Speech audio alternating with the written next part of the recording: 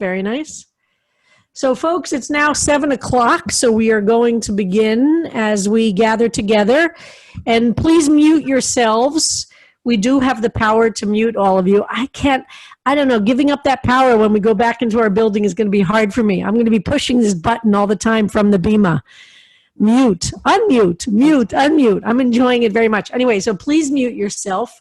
The only way these group webcasts, is that the right word, Gregg? Webcast work if everybody else is muted except for the speakers. And so please practice muting yourself. Thank you. And I want to welcome everybody to our second CBST Town Hall gathering.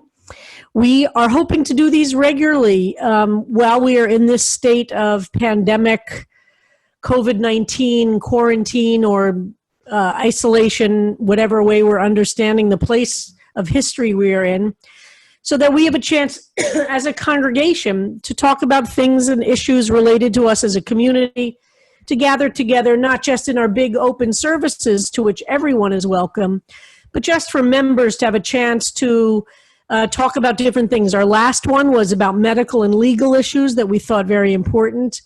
And tonight we wanted to really talk about how the synagogue is doing. And Gregg, Passin, our president, and Yolanda Potasinski, our executive director, and I will talk about those three different areas in the course of the evening. We will go until 8:15, and we will end on the button then.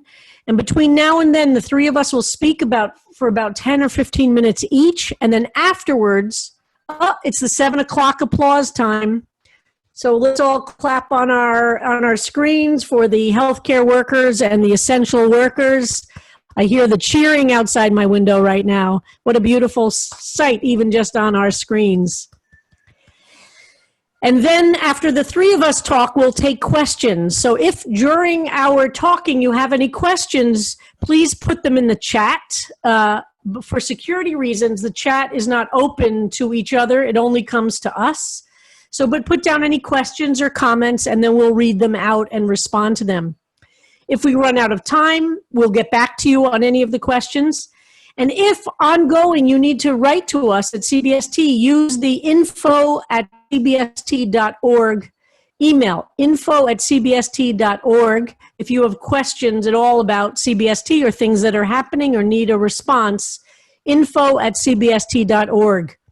Of course, none of us are in the office, so we have recreated the synagogue functioning, the board functioning, and all the activities online in these 4 weeks. So tonight we want to share with you some of what it's looking like, what our challenges are, what we feel like we've done well, what we're hoping to do differently or improve in the weeks ahead, and how we're anticipating the future as best as we can at CBST. So remember, keep yourself muted, or we will, and info@cbst.org, and use the chat to ask any questions that you might have. And in about 10 or 15 minutes, we're going to actually lock the room so people can't join if they're not already here. And again, that's another security measure that we've been using to make the Zoom world work.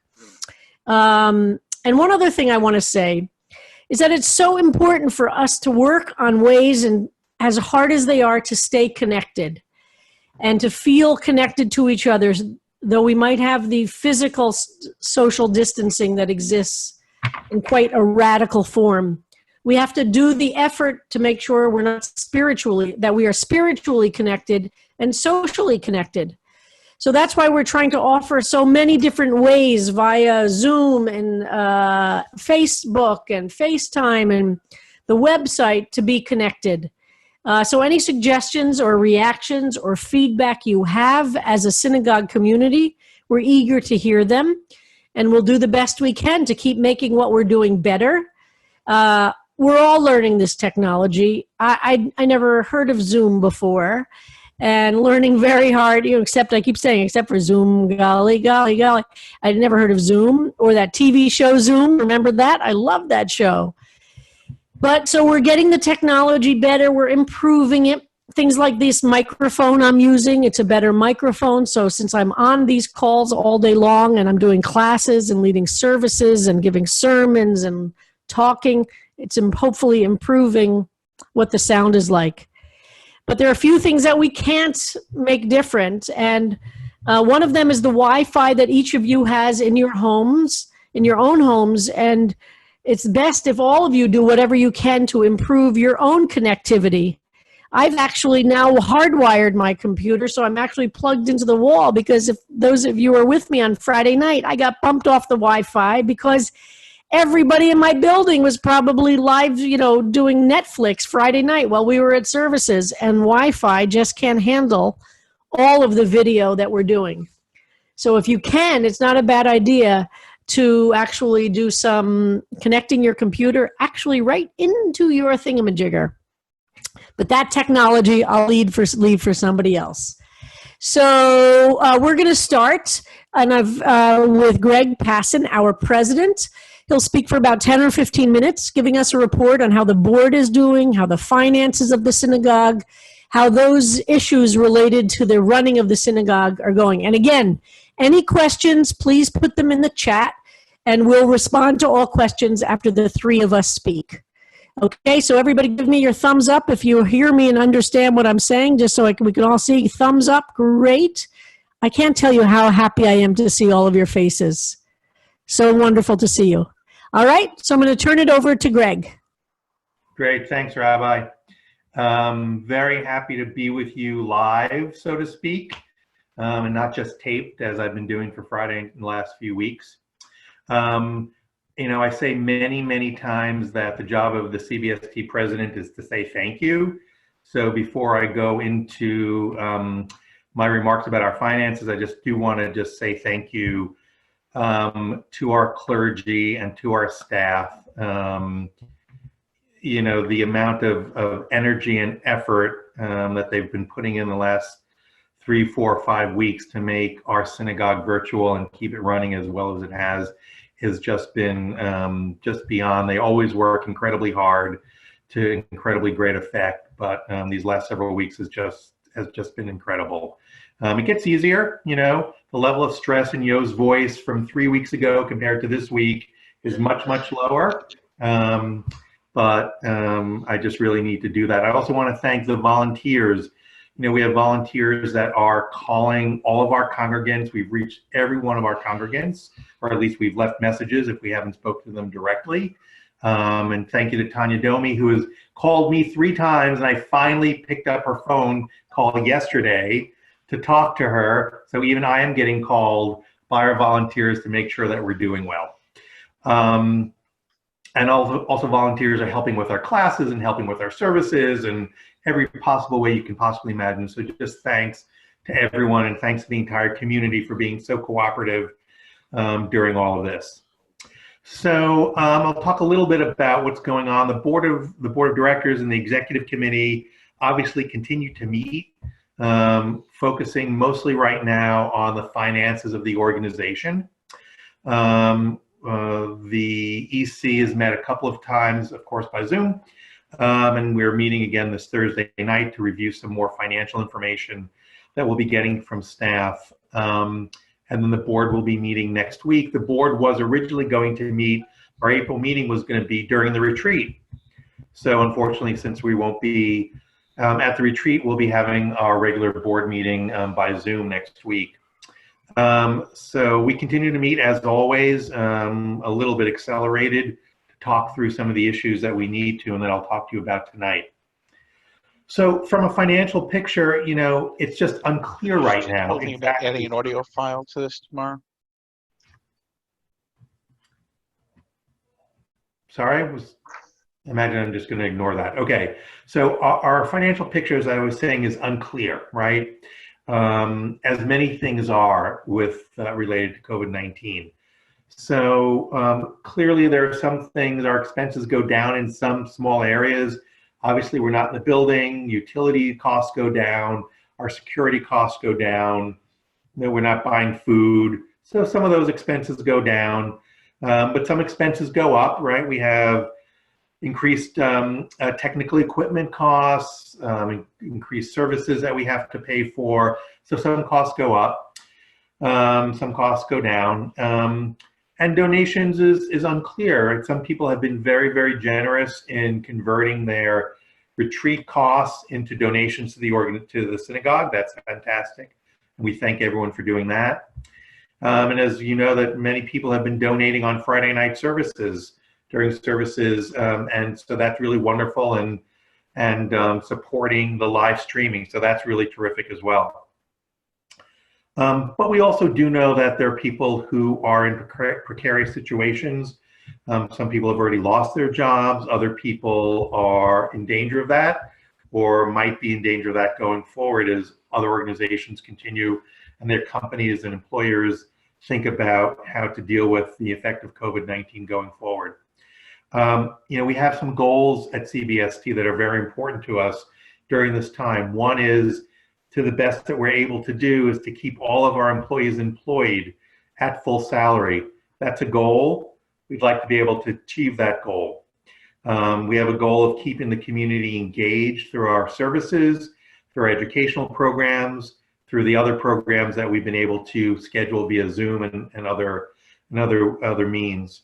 And also to keep the community supported through pastoral care, through community outreach, through some of the things that we're doing here. And of course, all of these things take money, right? Keeping our employees employed, keeping the community engaged, and keeping the community supported, of course, all take money. But unfortunately, as I said, the picture is not yet clear to us exactly. We are applying for grants that are available to nonprofit organizations. Part of the CARES Act that was passed by Congress provides payroll and operating expenses support to nonprofit organizations. So we're applying for that grant. There are some other grant opportunities in New York City for organizations that support operating costs related to dealing with COVID. But these grants are competitive. They're on first come, first serve. We've done our best to get out there in front of this and to apply for these grants. So we're hopeful, but of course there's no guarantee that we will be getting this money from the grants. And I just want to take an opportunity to say some more thank yous to Regina Linder and to Lee Goldberg, board members who have been instrumental in getting us to this point in applying for these grants, as well as to our staff, Yolanda Potasinski, Ann Tergovnik, Rabbi Rapport, everyone who has contributed to applying for these grants. And we're hopeful, and they will certainly come in handy as we think more about our financial picture. So as I said, the financial picture is just a little bit unclear right now. So there's some things that that you all can do to clarify the picture for us as best as possible. First one is to pay your membership dues to the best that you're able to do, to pay your membership dues. It's also to realize all your other pledges and donations to the best that you're able to do.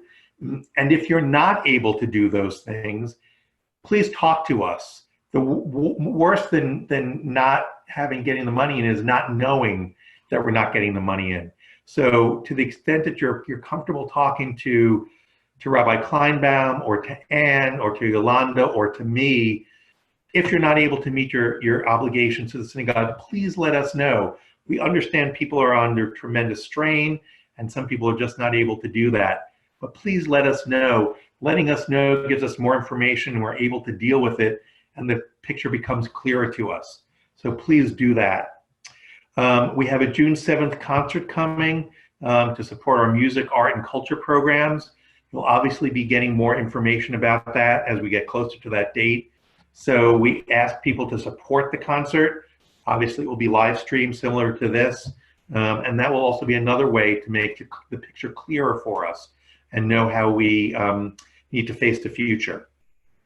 Staff is continuing to work through the financials that we need to have. We have a good sense of what the balance sheet might look like for the end of the year. We're now working through, perhaps more importantly, the cash flow through April and May, through June, and then to get some sense of what the cash flow will look like in the second part of the year. We don't know, obviously, when the situation will alleviate itself and when a situation might turn for some people from economic and stock market situations. So we'll be looking at several scenarios going forward, worst case, best case, most expected case, and that'll give us some clarity as to understand where our degrees of freedom are in finances. So again, please pay your dues, and please let us know if you're not able to pay your dues or to meet your other obligations. We'll be sending out some communication this week or early next week about other things that you can do to help support the synagogue. We will be looking for further donations, and we will be coming to people directly to ask for additional donations and support to fill the gap that we very much expect to happen as we go forward, and as more people are in a little bit more difficult straits, either from their job or from the effects of the stock market gyrations. So that's it for me, Rabbi. Thank you so much, Gregg. And I just want to give a shout out to the whole board and to Gregg and the executive committee, who have really remained very steadfast, and we're really eager for transparency and for the community to understand all the issues that we're facing, and we're a very strong community for it. So if you are a board member, just wave your hand so other people on the group on the Zoom cast tonight can see you, and we're very grateful to all the board members who have stayed really engaged.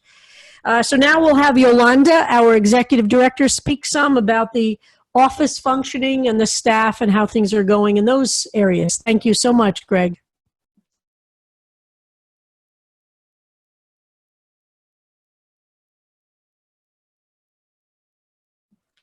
Okay, Yo, you're on. You have to unmute. You are muted, though. Unmute yourself. You can't unmute yourself? Okay, hold on.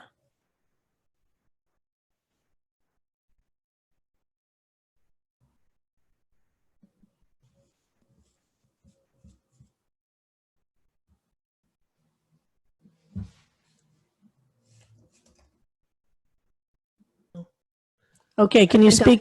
There you go. Okay. Thank you, Rabbi. Okay. Hi, everyone. I'm glad to be on this call, and I have been seeing a lot of your faces because I've been participating in services as well as classes, and it's been really, really great.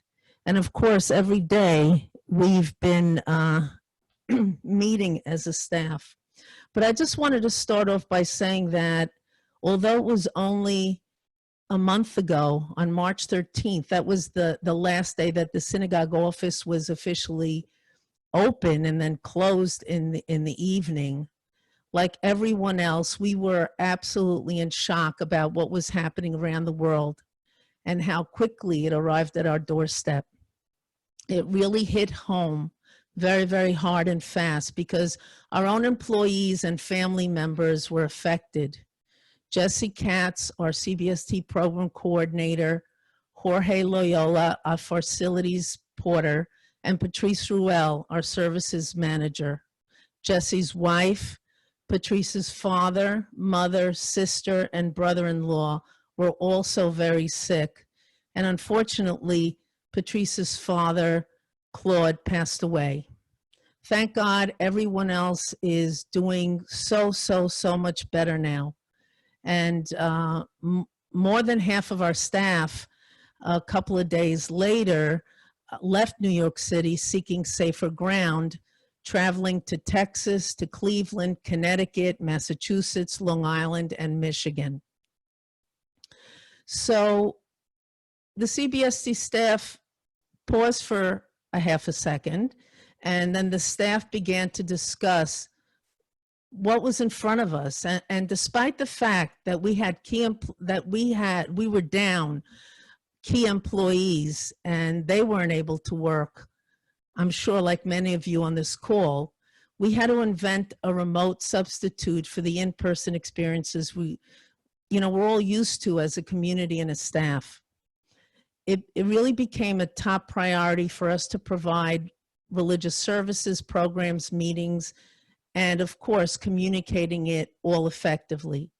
It meant that our clergy, staff, volunteers, and our consultants united to work through all of this and other unprecedented circumstances as they all rose to the challenges, while we were gaining insights on a daily basis to manage from afar.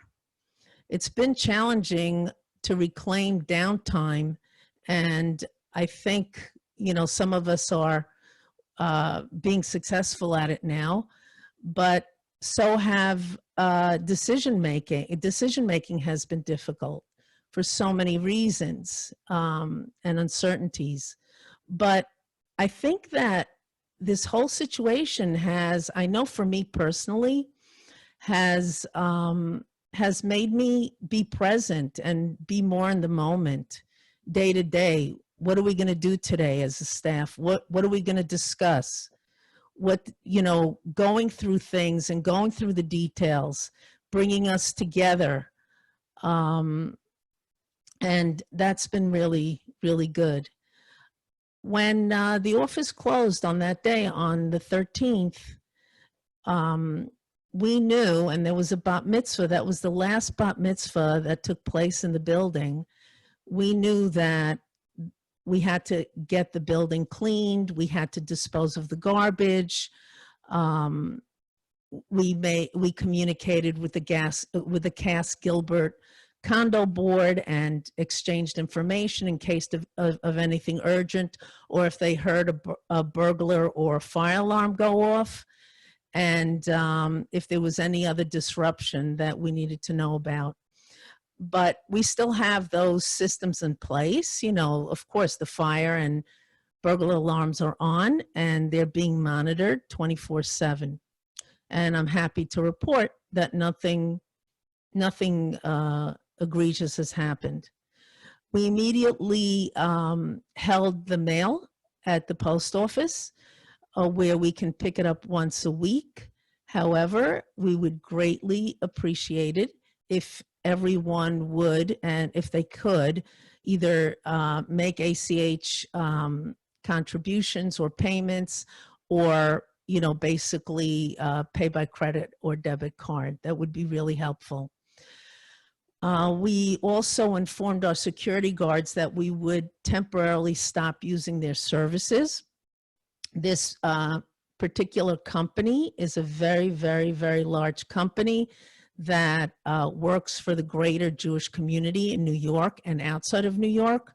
So their security guards were dispatched to other, to other work. I know from other colleagues who have buildings that are 5 times the size of ours, initially they were not able to do that. And of course, one of our biggest expenses is security, and we know we need it. So in this case, it's a bit of a silver lining. We also established daily versus weekly staff Zoom meetings, as I mentioned earlier, and very important, it was initially the first thing we do is do a check-in.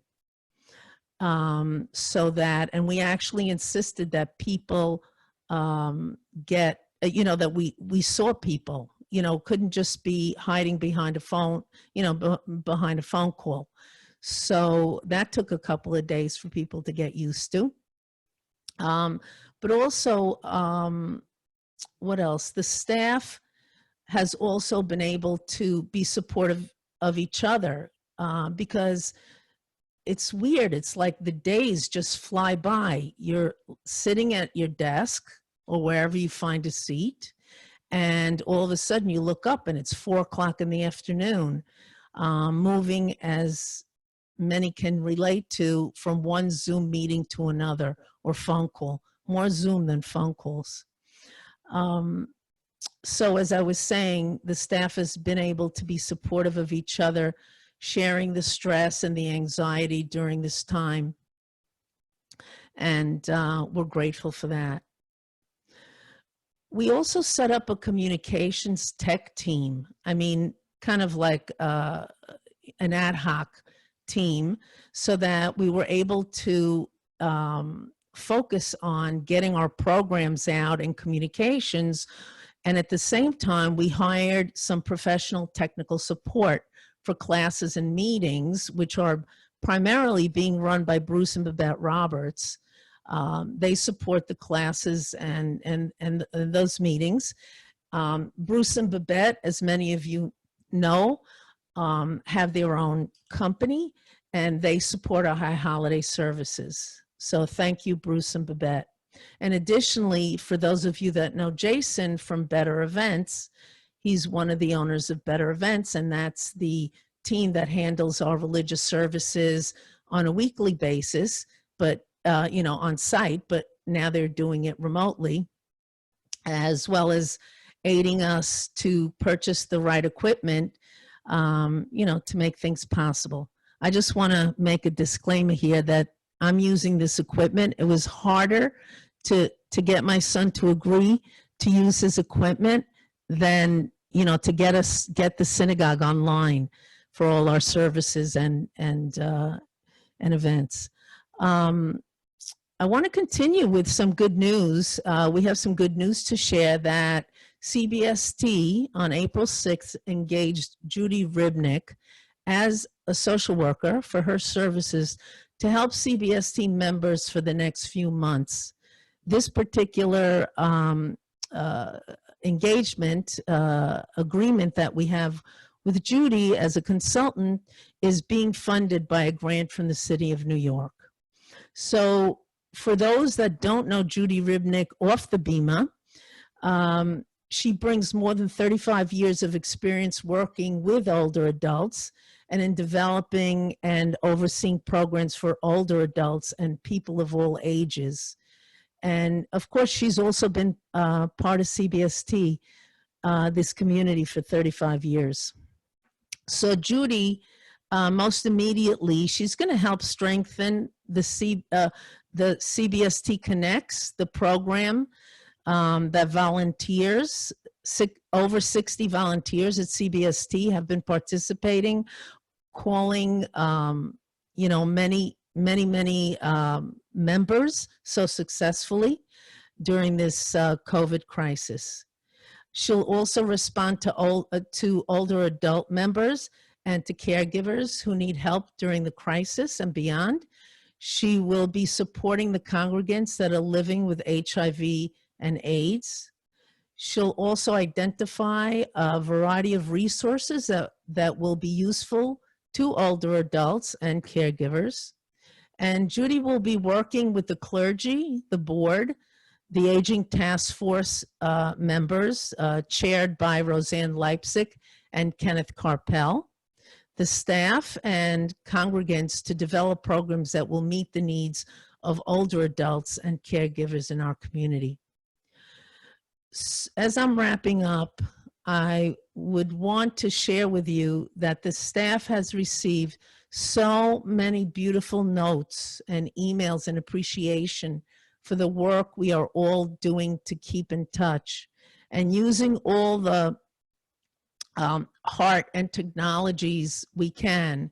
We have received contributions every day and at every level expressing that appreciation and enabling the leadership to plan and implement the essential, meaningful, and impactful projects and programs, including an intensively increased level of pastoral giving.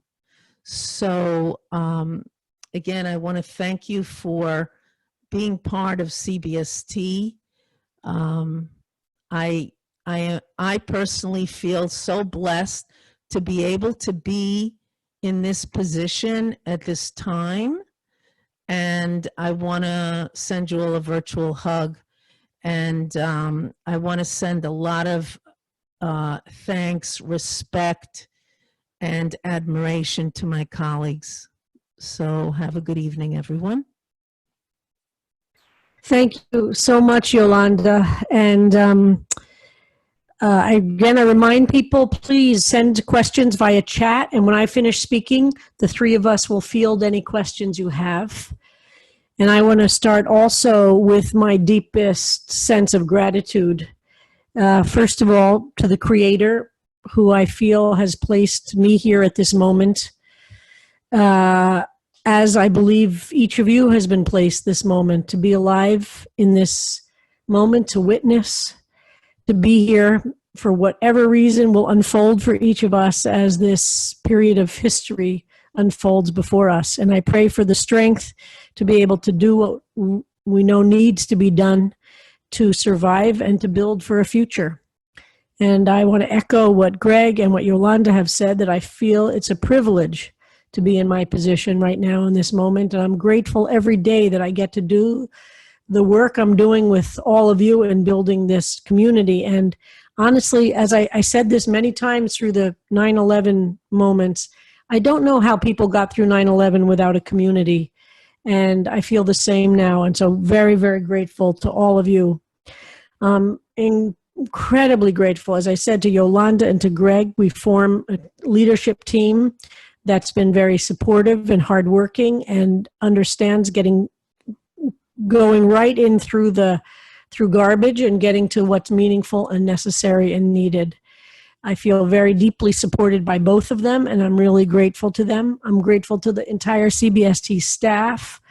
What an amazing group. And by meeting every day, we're actually really getting to know each other in a whole new level and going through this, which has been a very hard time. And I add my love to Patrice and the sadness on the loss of his father and the immense outpouring from the community for the Shiva Minyan that we provided for the family. Was very, very moving. To my whole clergy team that we have, Deborah Megdal and Ben Dime and Atara Cohen and David Fair, our 4 interns, to Joyce Rosenzweig, our fabulous music director who remains a deep partner in crafting all of the services we're doing, to Rabbi Yael Rapport, and to Rabbi Marisa James, and to Rabbi Mike Moskowitz. It's an intense honor and privilege as we each try to separately and then to create this unity of bringing us through this time together. And Emily, our newer staff person, Emily, has just been fantastic at organizing all of the pastoral calls and the volunteers, and it's a very complicated system. So I'm grateful to the whole staff, and I can't mention them all, but each of them has been doing so much to keep the community going. And in terms of the pastoral, religious, ritual, and classes, Scott Reamer on communications and Tasha Calhoun and Jesse Katz have just done a tremendous amount to keep all of those systems and programs happening. But everybody on staff, and maybe they all do need to be named, who are here showing up every day, Chaz Macrina and Asaf Ostrinsky, Yolanda Potasinski, Ann Targovnik, Candace. Who am I missing? Who have I missed who are on our, who have I missed? Of course, Judy Ribnick is now our newest, but if there are others, remind me if I've just, and Jennifer Kleinbaum, who's been running fabulously all of our children's programming, which has continued as well through this season, and our many teachers, Ruth Kleinman, Moshe, who's been continuing to do our bookkeeping. So let's make sure I say out loud the names of anybody else. So I want to make sure I get them. So I'm doing a little update about the pastoral, educational, and ritual life of CBST, which is the heart and soul of any synagogue. And all of them require contact. And so I've just been so moved at our ability to shift from the physical into this realm of using technology and connectedness. And from text messaging to phone calls, Zoom, Skype, FaceTime, we've been using it all. And there's a reason that Zoom has been successfully used by our community despite the Zoom bombing attacks that have happened to Jewish, gay, Muslim, and other groups. We're trying very hard to use security in these systems, but Zoom allows us to see each other's faces, which is such a powerful piece of getting together. So we're hoping to be able to expand that and use that as much as we can. We started March 13th, of course, going live stream only and only allowing a few people into the sanctuary for that service, which was a bat mitzvah.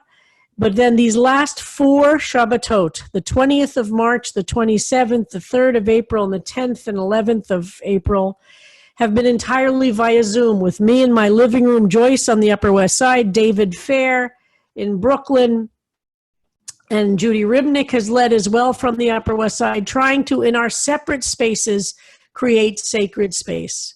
We've done it for a Seder now. And this past Shabbat, we expanded for Shabbat morning services for the first time. We had to cancel the first one on the 28th because it was just too soon. We just were not ready to do it. But this past Shabbat, we were able to do Shabbat morning services, and we did the adult B'nai Mitzvah of 3 members of our community. And I think for every one of us who participated, we could not have anticipated how deeply moving, how spiritually grounded, and how uplifting that service was. It felt genuine and real, and like we were really creating sacred space in which these 3 who have been studying and working for 3 years beautifully read from the Torah and gave us words of Torah, and it felt profound. Likewise, for the Seder last week, the first night Seder, we had over 500 households participating, and I didn't have to clean a single dish. We successfully, I believe, created a Seder experience, and many participated who had never participated in a Seder before. And many told us it was the first time, while they have been to many Sedarim, they never themselves prepared a Seder plate. It was a profound experience of celebration, of awareness, of depth, and all with embracing the reality of the world we're in. At CBST, we want to very much never pretend something is what it is not, but always carry all of these multiple truths at once. Our classes have continued in different form. The Tuesday night Lair House classes have continued. The Chavruta, Tuesday night Chavruta has continued. And Rabbi Moskowitz and I have both been teaching special classes for this time. I've been doing Psalms every morning from Monday to Thursday, and we've had between 80 and 120 people every single morning. All are welcome. You don't have to have any background or experience. And we are going to go through the entire book of Psalms, 150 Psalms. And so far, we've done the first 2. So you're welcome to join us. We're going to start number 3 next Monday. Rabbi Moskowitz is going to start teaching next Monday. It's traditional between the holidays of Passover and Shavuot to study the ethics of our ancestors, Pirkei Avot or Pirkei Avos, as he pronounces it. So he will be teaching a class in Pirkei Avot, the ethics of our ancestors, every day, Monday through Thursday at 4:00 in the afternoon. And again, it's considered a spiritual exercise to study those Mishnayot from Passover to Shavuot. So he'll be starting next Monday.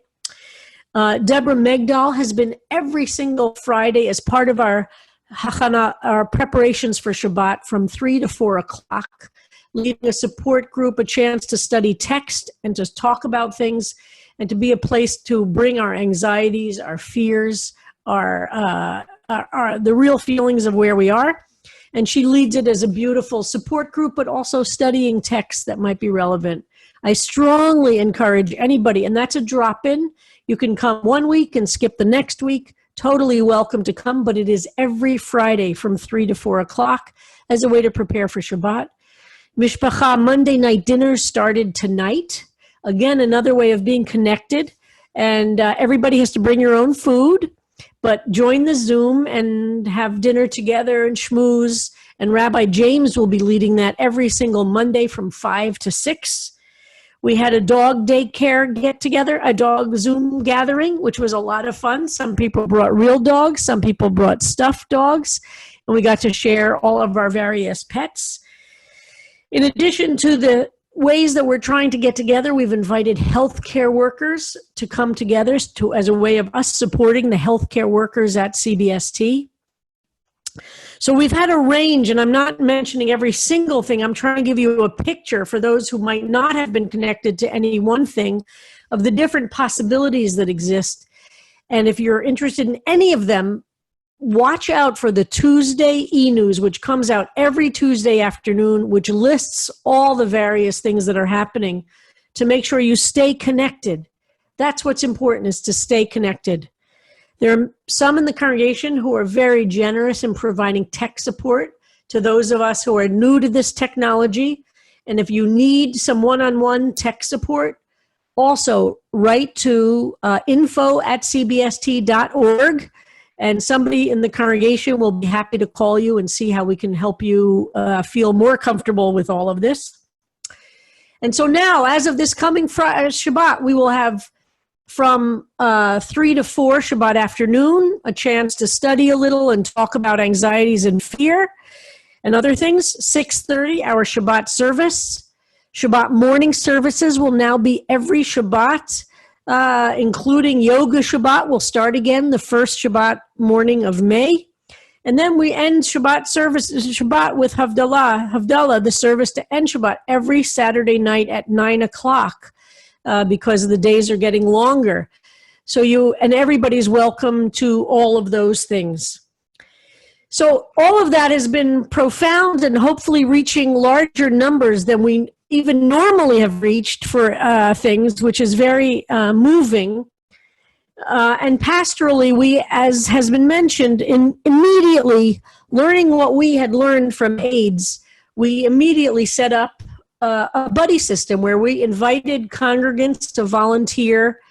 We have over 60 volunteers, including every one of our board members, to call different people in the congregation. And we've also tried to make sure that those who are making calls are receiving calls so that we as a community, peer to peer, are reaching out and being connected.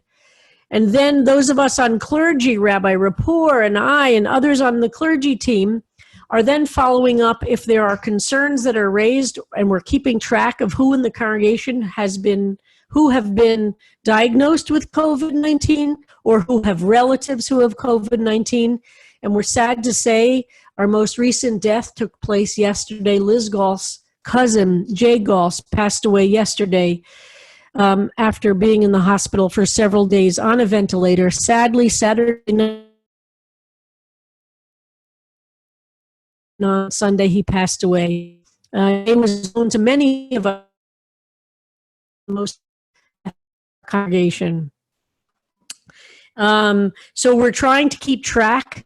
Please don't assume we know. If you know of somebody who is sick or who has a relative who's sick or who needs a little extra help, let us know. It's very important, and we'll do all we can to provide resources, to provide help, and to also make sure we can help connect with other kinds of resources. We know there are some people in the congregation who are deeply suffering right now. It's very hard to be a parent at home with children in the midst of all this. It's hard to be home with young children. It's hard who are not yet in school. It's hard to be home with school-age children who are going to school. It's hard to be home with teenagers. And for those kids who are listening, I know it's not easy on the children either. It's tough to be a kid going through what we're going through now. It's hard for people who are in abusive relationships to be isolated at homes. It's hard to be alone and to be living completely without contact. It's hard to be with partners. There are all these different settings will be very hard on each person in different kinds of ways. And even the best scenario, there's vast up and down and real roller coaster. So reach out, folks. We can find ways. Nobody has the magic wand to solve what we're in right now or what personal crises and problems we carry, but nobody has to be there completely alone. I'm going to just say a couple of more minutes and then I'll stop. I want to repeat some of the things that were said in the meeting with Judith Turkel and with Nate Goldstein. Please make sure your own paperwork is taken care of. Your finances are in order. Wills and documents that Judith outlined. We have, by the way, that resource list, which is posted on our website, and it's listed in every e-news that we set up. Make sure that you're speaking with a lawyer about what documents you need should you or a loved one become sick and not able to take care of things. Don't leave these things until a moment where you can't take care of them. It's part of, I believe, my moral responsibility, and that includes things like your funeral arrangements. So I want to say one word about that issue, which is so very complicated for all of us right now to deal with. Every cemetery now is handling things slightly differently, but no cemetery is allowing a regular funeral to take place. There are no longer chapel services for as long as we can foresee right now. There are only graveside services. Some cemeteries are allowing 10 people to gather, but to be socially separated. Some 3 people, and some cemeteries are not allowing anybody but the deceased to be buried. The funeral homes are overwhelmed right now, as you might imagine, and it's a particular stress that's happening right now in the religious and in the general community. So you should just know that if you face this yourself, that the situation for Jewish funerals is completely different.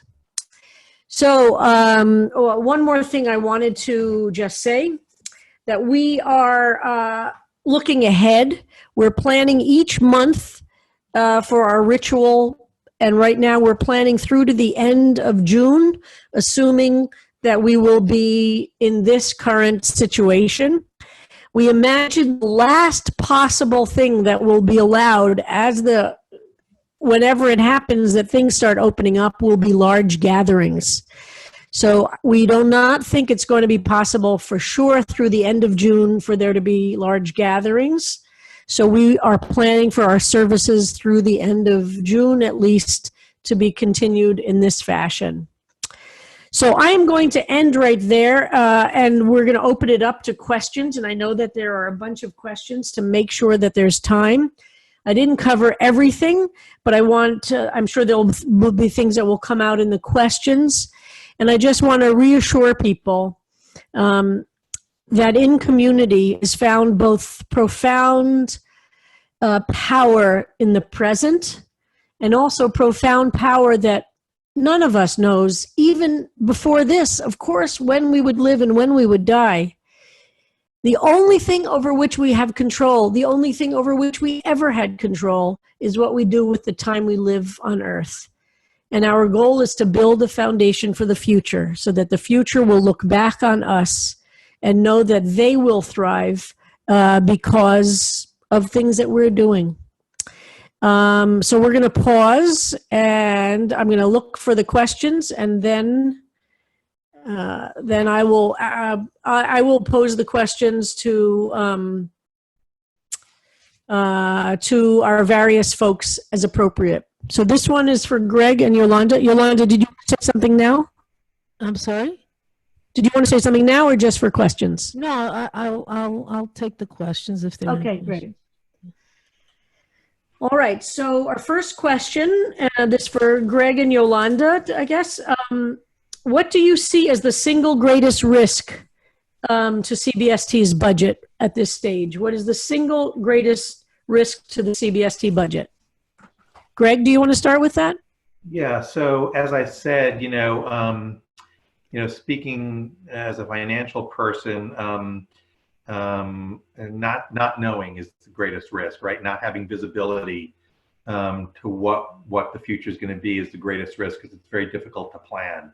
That's why, as I said, it's important for us to understand people's ability to meet their obligations to the synagogue.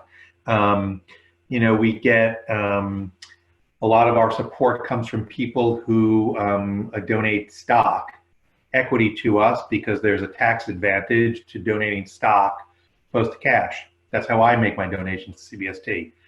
3 weeks ago, that looked very precarious because the stock market dropped so much. Now it's back, right? But for anyone that looks at these things, the volatility is not welcome, right?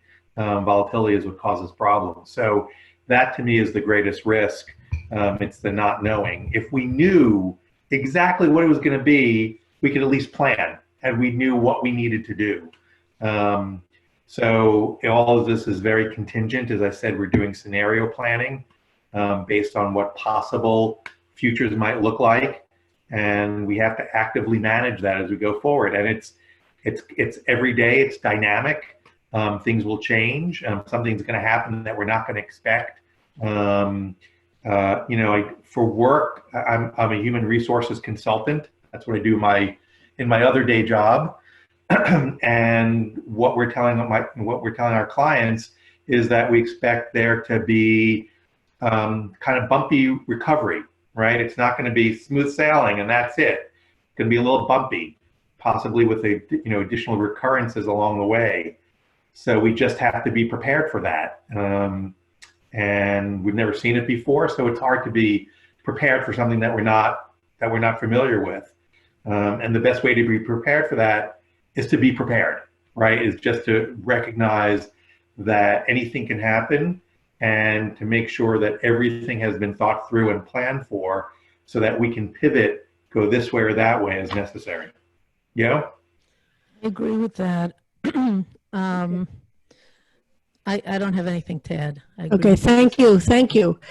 Is there a contingency plan if CBST can't march in the 2020 Celebrate Israel Parade and Pride March?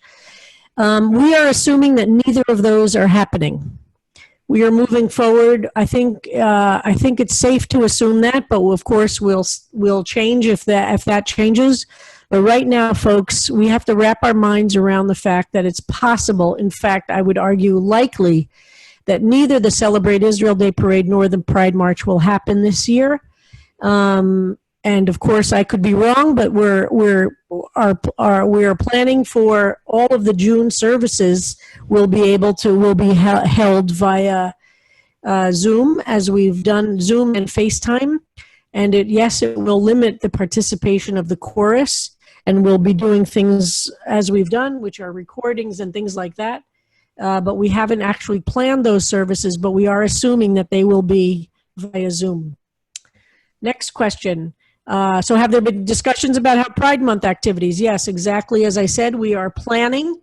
And as we are in fact even planning for the high holidays, so that if we end up in that position, we'll have a plan. We have a plan A, B, C, D, E. But we have to assume, and we have to wrap our minds around the possibility that we will not be able to gather as a community in one place for Rosh Hashanah or Yom Kippur services. And in that case, we will have to pay for the 5,000 person Zoom account that exists. And we will have to put our heads together and we'll create something magnificent and sacred and holy. And these will be stories that we will tell for many years to come. But we are planning for the ability to actually have high holidays via Zoom and not in person. And if it changes, fantastic. But as I said, large group gatherings will be the very, very last thing that will happen if we are lucky enough to open up the society. So somebody wrote, so grateful for all that CBST is doing to keep us connected, lift our spirits, and keep us grounded. Amen to that. I feel that also. Somebody asked, what's our status with our beloved Ann Targovnik, our development director? Ann has told us that she is interested in retiring. We're trying not to let that happen. But indeed, we do have a search on for a new development director, and Ann is being very gracious with us and helping us. And there's not a hard end time to her. And you'll notice in the Shabbat program every Friday night, we have the announcement for a new development director. And if you know of anybody and is interested, you should speak to Yo, right? Yolanda? Yes, email me, please. Can you arrange for Shabbat services to be played after recorded? For those of us who are in different time zones? Yes, the Shabbat services are available to be listened to anytime. They remain on our Facebook page. You just have to scroll down to where it is, and people listen to it all week long after the service. So all services are available if they've been on Facebook, and the Friday night services are there. We are looking into the Zoom service, like the Seder itself was not on Facebook, so we're working on making that link available. From Asher, no question, but profound thanks for enabling the community to connect as you all have.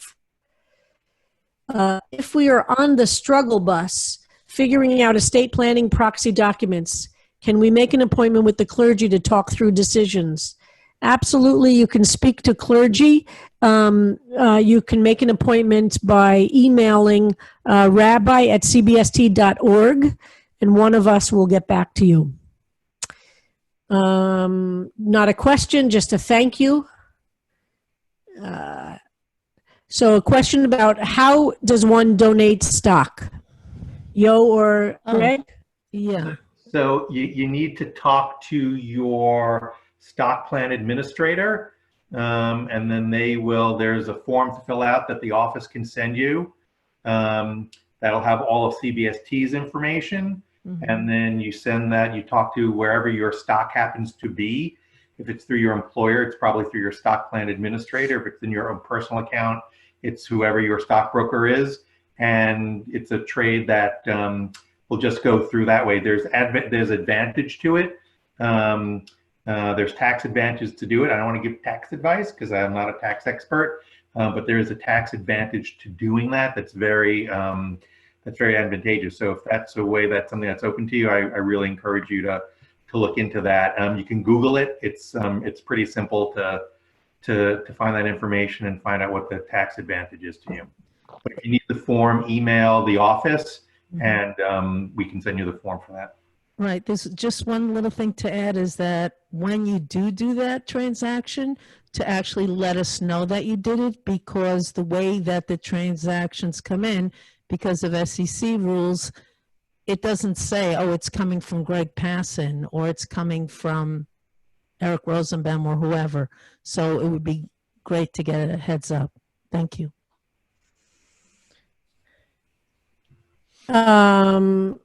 So let's see, do we have any idea how many months we can keep the shul expenses and staff covered? We're getting that. Staff, as I said, is working through the cash flow projections. I believe they met today, and so I think we're going to get that tomorrow, and we'll look through that. So I don't know the answer right now. Look, it's not dire. We're not in dire straits right now, and we hope that we won't get there. That's the best I can say. Yo, do you have any other insight?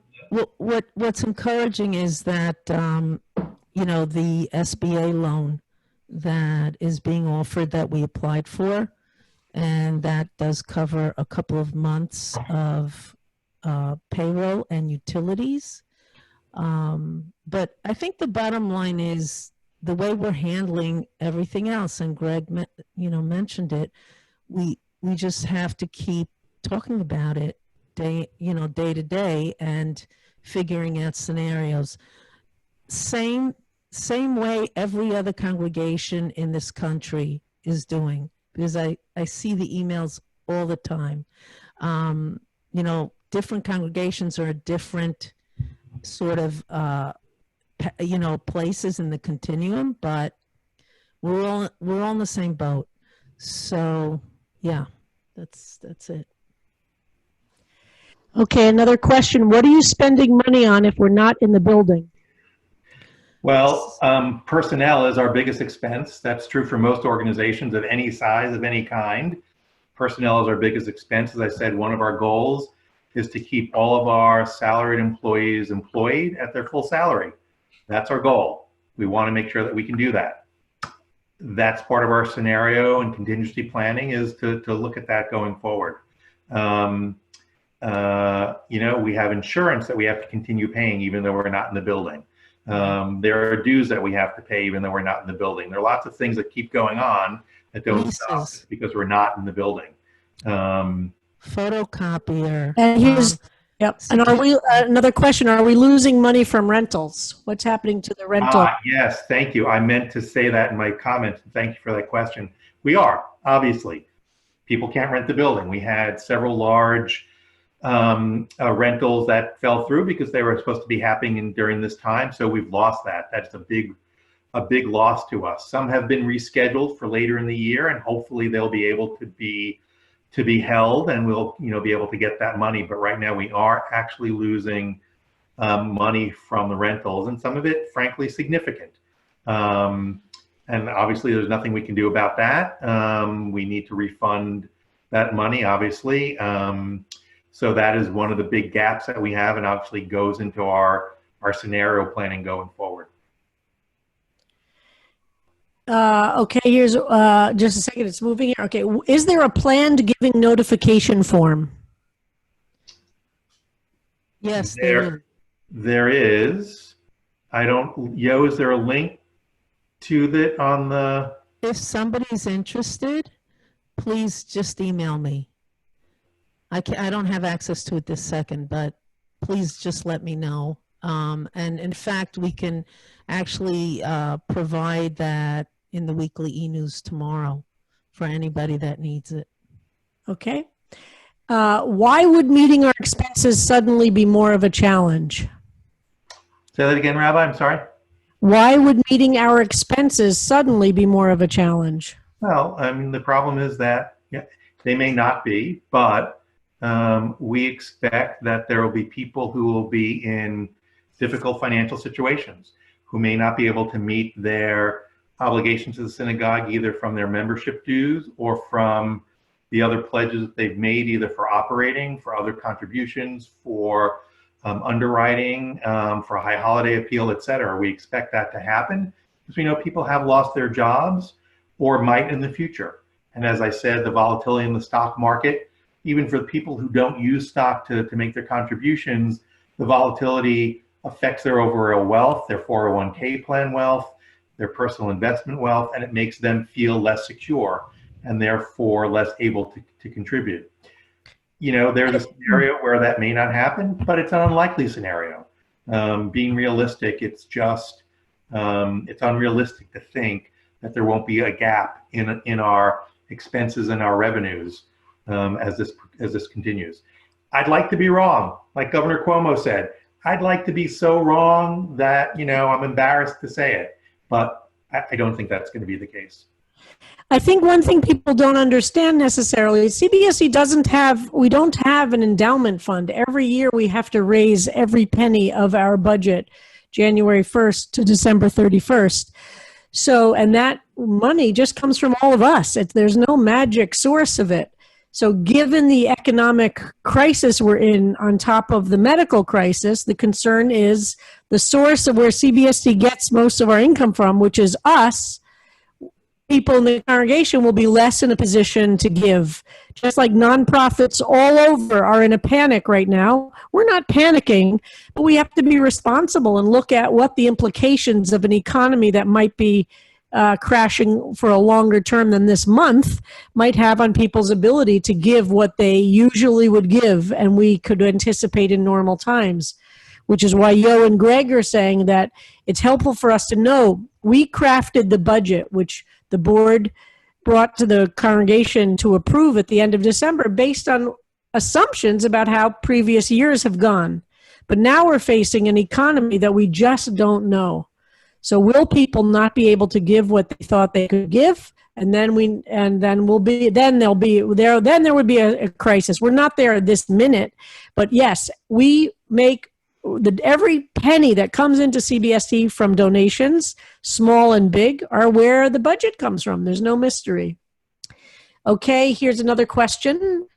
Do I pay my monthly payments by contacting Ruth Kleinman? Depends what, are you talking about credit card payments? I don't know. That was the question. Okay, so this is what you could do. Yes, you can contact Ruth Kleinman, or you can go online and just use your credit card. But please feel free to call Ruth Kleinman. More questions about high holidays. If we have to go online, will we lose money with the Javits Center? My educated guess here is that we would not. I think the first thought is that it's currently a hospital, and I'm sure that it will remain that way for a period of time since it is a state-owned facility. I also think that we've done business with them for so many years, and the relationships that we've built over there, that they would probably say, okay, let's put that off, you know, let's take that deposit and just credit it for next year. So I'm not really concerned about that. Could we negotiate with the insurance companies for premium reduction since the risk is less given the reduced use of the building? It's a good question. We did speak with the insurance company last week, and in fact we we were making sure that our cybersecurity is in place, which it is, and actually got a reduction in the policy already. It's a good question. Maybe the liability. I'll certainly take it back. How big are the costs related to the technology that we're using every week? On a weekly basis, the add-on is close to $2,000 a week. So if you think about the Friday night service, and those of you that are able to see the contributions, and thank you so much for those contributions that pop up, it almost makes that weekly service. Now we're beginning to, do Shabbat morning services, so it'll cost a little bit more. Couple of $100 more. I don't know what other synagogues are doing with their congregations, but I am so grateful. I'm quoting a congregant here. I'm so grateful for the level of transparency the clergy, staff, and leadership is providing for us. This is remarkable and so helpful. Okay, a question about, Gregg, what's the difference between donating from RMD versus stock? I don't know what RMD is. All right, they asked a question later on. Let me read this out. Required minimum distributions. Oh. Yeah, I don't know. Do you know that? So required minimum distributions. Let me think about this. I know from one congregant, actually, that congregant donated with stock or with shares, that an annuity that they had, and they were required to make that contribution. I mean, to, get the money out. I'm not sure what you specifically have. Happy to discuss it with you and figure it out. Please email me. Is there a way to set up a fund to help the staff? The best thing to do to help the staff is to give to the synagogue. Yeah. Correct. That's the most effective way to help the staff. Correct. Yeah. As I said, our goal is to keep our staff fully employed at full salary during this. That's a goal. We want to be able to keep that goal. So as the rabbi said, support the synagogue as best you can. That's the best way to do that. And if that changes, we'll tell you. Somebody's pointing out that the Shabbat morning services, the ones from this past Shabbat, are not available afterwards because we just did that on Zoom. But yes, we are considering how to do that in the future. And we might have the Shabbat morning service also via Zoom and Facebook. But correct, if you want the Shabbat morning service, let me know. I can send you that link. So send that to info, if you're interested in this past Shabbat morning, info@cbst.org. No one at CBST has called me, and I thought everyone in the congregation had been called. What's going on? So everybody theoretically has been assigned, but we're now, with Judy Ribnick's help, we're now going through all the different lists. And if you are volunteering and haven't been able to call everybody on your list, please let us know. And Judy is going to be working with all the volunteers. So it's possible that somebody just has not been able to get to you. Everybody has been assigned, but we're following up now and checking through it. And by the way, those of you who are volunteers, Judy and Rabbi Rapport will be doing a special Zoom call for all the volunteers this coming Sunday. Looking for come up with a list. I don't understand this question. Come up a list of ritual objects people can donate for dedication. Not sure I understand. We are not in need for ritual objects right now. Unless you want to dedicate the ark, which is $500,000, but that's okay. Yep. So you could talk to Yolanda about that. For $500,000, you could dedicate the ark in our sanctuary. Is it best right now to donate to general operations so that the money can be used as you see most needed, or for targeted funds? My answer is always general operations. Mm-hmm. That gives us the most leeway to do with what we need for the money. So certainly that's very helpful. And let me just respond to the earlier question as well. As I said, we're going to come back to you when we have a much clearer picture of where our finances are. We're going to come back to you and we're going to tell you exactly what we need, right? And some of that might be, supporting underwriting things. The ARC, as we said, is $500,000. That would be lovely, but there are a lot of other things that can be supported and underwritten, and that might be one of the ways that we try to bridge the gap going forward. Another question, wouldn't we expect an increase in revenue as a result of bequests from those members who have been affected by COVID-19? First of all, let me start by that saying most of our members who are affected by COVID-19, thank God, are recovering. Remember, 98% of people who get COVID-19 recover, thank God. So it will be a small number of people who are not. But no, we can't make that assumption about bequests. Our budget has never functioned assuming anything in terms of bequests. So no, we don't have that as an assumption. Yo or Gregg, No, any addition? I think organizations that have a much larger membership, like the center, for example, I know, and for so many years, they've gotten bequests on a regular basis, so they kind of count on it. CBST, is moving in that direction because our members are getting older. We're getting older, but it's not prudent unless we know somebody's leaving something. We don't do that. It's too risky.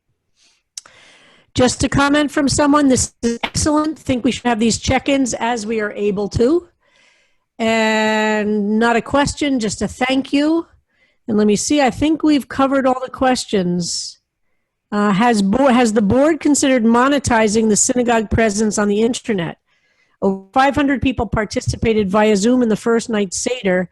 What about the possibility of establishing a paywall for non-members for our internet presentations? That's a great idea. We'll add that to the list in our scenario planning. Mm-hmm. Again, somebody else says, is there a way to market services like Pesach to generate revenue? Is there a sales opportunity somewhere? This is this is a question when we're in our sanctuary too. Anybody can come to our services. We don't tend to limit the services. And so it's a complex question, but thanks for asking it. I think that is it for the questions for tonight, and we're coming to the end of our time. If you come up with more questions, please info@cbst.org. And we will try to be having these town halls with different presenters, different topics, keeping the congregation well informed on Monday evenings. Next Monday night, we will be having a Yom HaShoah via Zoom with the other downtown synagogues at 7 o'clock. So we might not have a town hall next Monday, but every Sunday we'll send out something just to membership. So look out for that. Monday nights reserved for something for CBST. And I want to express my gratitude to everybody who joined us tonight and for such great questions and for such great spirit. And I want to end with our prayer for the healers. We are also grateful, and those of us in New York City hear these sirens all day long. And we're so aware that we want to pray for those who are in the hospitals, taking care, being with loved ones.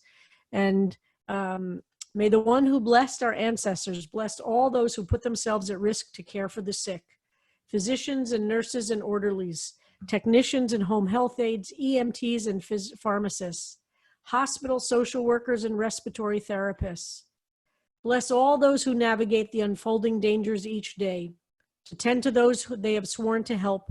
Bless them in their coming home and bless them in their going out. Ease their fear.